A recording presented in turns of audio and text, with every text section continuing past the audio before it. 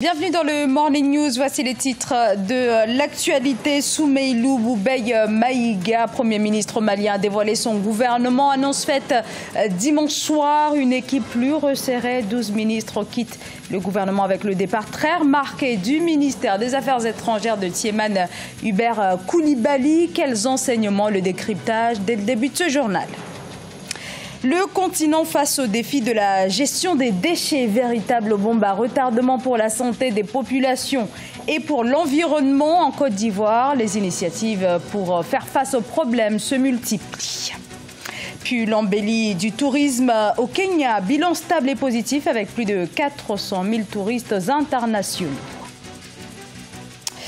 Le Mali a donc un nouveau gouvernement composé pour l'essentiel de membres de la majorité présidentielle et de la société civile. Il s'agit du premier gouvernement du second mandat du président Ibrahim Boubacar Keïta. Alors cette équipe, 32 ministres dont 11 femmes, un gouvernement entre rupture et continuité, une équipe plus resserrée que les Maliens attendent désormais sur les questions économiques et sécuritaires. On fait le point avec notre correspondant Mokhtar Bari.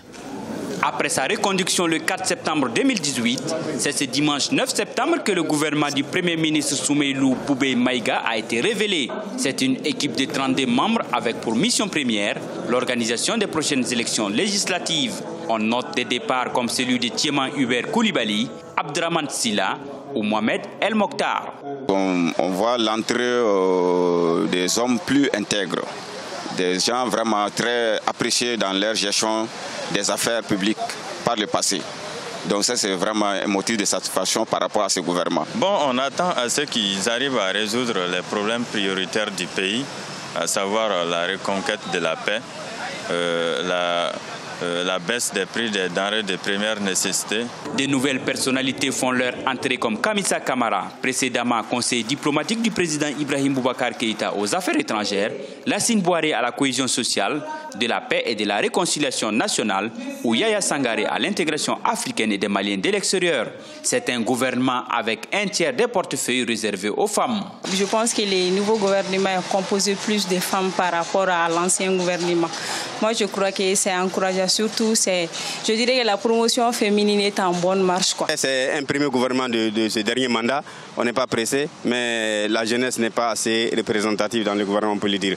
En tout cas, les femmes quand même peuvent se régir du quota de l'air 30%. D'autres ministres du précédent gouvernement ont simplement changé de poste.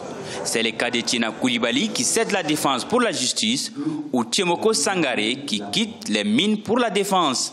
Notons que les élections législatives sont fixées au 28 octobre 2018.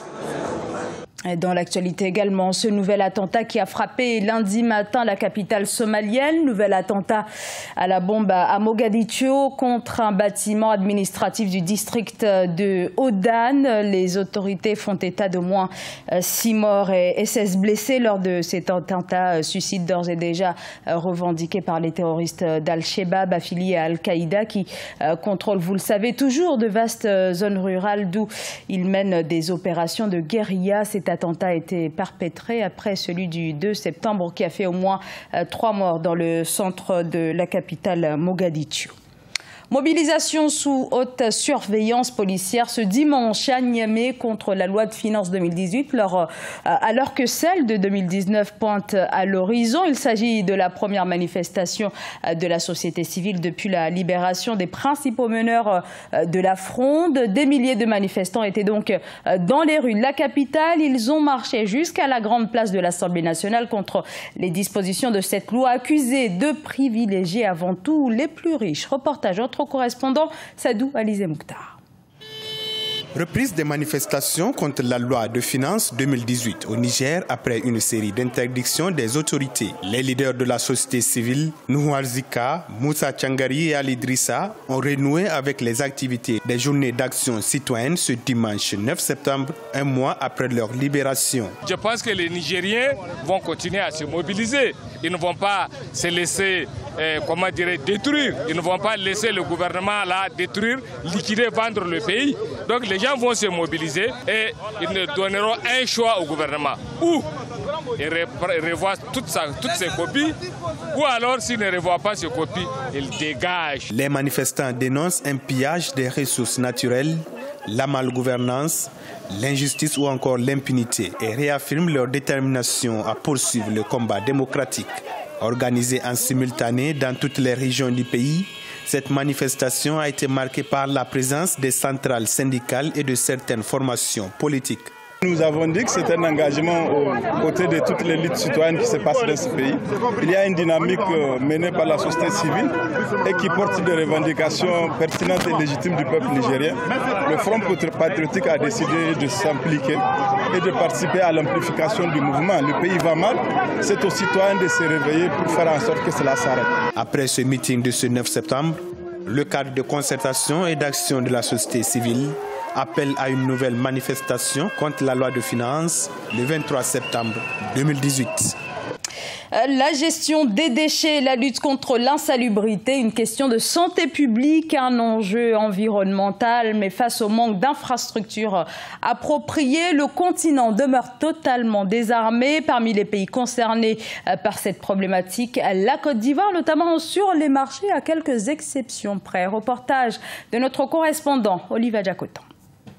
Avec 29,47% des voix, le grand marché de Marcory au sud d'Abidjan remporte la première édition du concours le plus propre marché de Côte d'Ivoire. Ce marché, qui a 35 ans d'existence, est l'un des plus hygiéniques du pays. Grâce à une brigade de salubrité et surtout à l'implication des 4000 commerçants, ici, la salubrité est journalière et l'affaire de tous.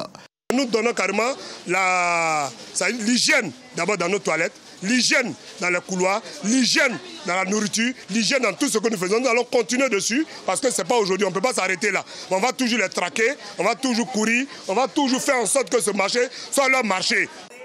10 marchés des communes de la capitale économique Abidjan ont participé à la première édition de ce concours. Des reportages réguliers et des visites inopinées ont guidé les organisateurs dans le choix final du vainqueur. Un concours qui sera pérennisé selon ces derniers. Toute chose a un début et nous avons démarré tout petit pour ne pas aller trop vite en besogne. On a démarré donc au plan du district d'Abidjan avec 10 communes d'Abidjan et c'est clair qu'à partir de la deuxième édition, on sera à l'intérieur. On va donc pour la petite information ajouter en plus des 10 communes d'Abidjan, 5 villes de l'intérieur. Donc pour la prochaine édition, on sera à 15 au lieu de 10.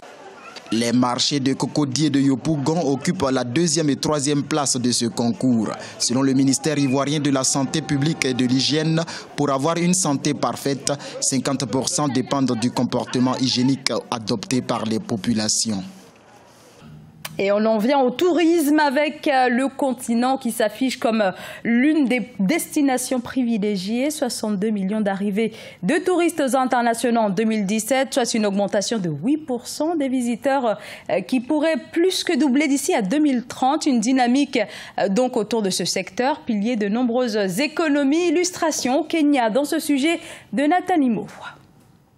Au premier trimestre 2018, le tourisme au Kenya a connu une croissance de 0,94%. Selon des estimations du Bureau national des statistiques du Kenya, les arrivées de touristes internationaux sont passées de 439 807 sur la même période en 2017 à 443 950 cette année. La croissance du secteur touristique devrait atteindre 11% en raison de l'amélioration de l'offre hôtelière et de la stabilisation du climat politique. Des facteurs qui permettent au Kenya de se classer au 3e rang des meilleures destinations en Afrique. Il faut ajouter que le Kenya est le pivot de 3 régions importantes en Afrique. En 2017, l'Association kenyane des hôteliers et des traiteurs estimait à 60% le nombre de touristes nationaux. Ce chiffre démontre la mise en valeur du tourisme culturel dans le pays. Dans le même temps, le Kenya envisage de poursuivre la croissance du sous-secteur du tourisme de conférence qui affichait une hausse de 20% en 2017. Le pays a intérêt à attirer ce genre de tourisme pour pouvoir stabiliser son économie et pour pouvoir harmoniser ses sources de revenus et de recettes. Au Kenya, le tourisme est la 2e source de recettes en devises après l'agriculture. Riche de 8 parcs nationaux, le Kenya est reconnu pour la qualité de ses safaris, notamment dans le parc national du Masai Mara. Et un mot de sport sur les éliminatoires de la CAN 2019 avec la Guinée, le Mali et la Tunisie qui ont remporté leurs 2 premiers matchs en éliminatoire de la Coupe d'Afrique des Nations 2019. Autre résultat de ce 9 septembre, la victoire des Ivoiriens au Rwanda. Défaite par contre pour les Léopards de la République démocratique du Congo. Libéria sur un score de 1-1. Autre résultat, le match nul de 2 entre le Sénégal et Madagascar. Ce journal a été réalisé par l'ensemble de la rédaction. Merci de votre fidélité. Dans un instant, une nouvelle édition de l'actualité sur Africa 24.